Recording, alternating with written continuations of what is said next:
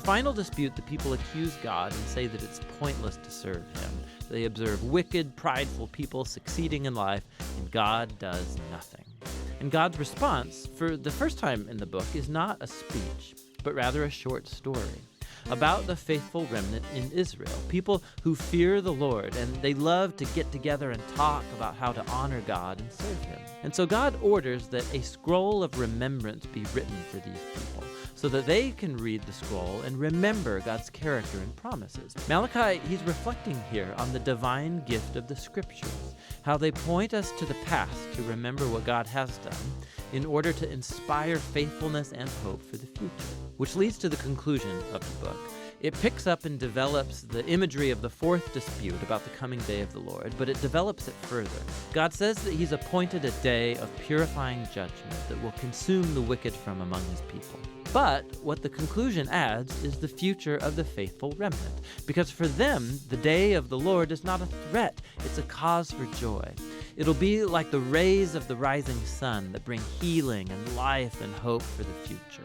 And so Malachi's disputes come to a close, but there's still a bit more to this book.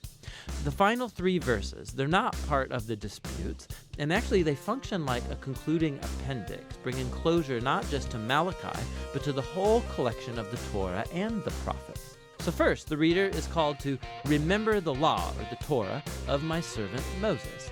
This recalls the story and the laws of the covenant that you find in the first 5 books of the Bible. But then we hear this summary of the books of the prophets. I will send the prophet Elijah before the day of the Lord, who will restore the hearts of God's people. So this conclusion, it summarizes the Torah and the prophets as a unified story that points to the future.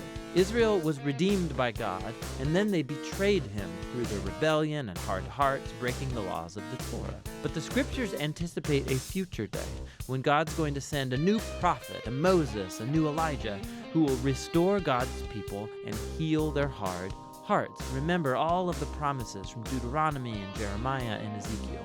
And so this concluding appendix presents the scriptures as a divine gift to read and to ponder and to pray over. They tell the truth about the human condition, about our selfishness and our sin. But they also announce God's promise that one day he would send a messenger and then show up personally to confront evil, to restore his people and bring his healing justice. And it's that future hope that Malachi and the Torah and all of the prophets are about.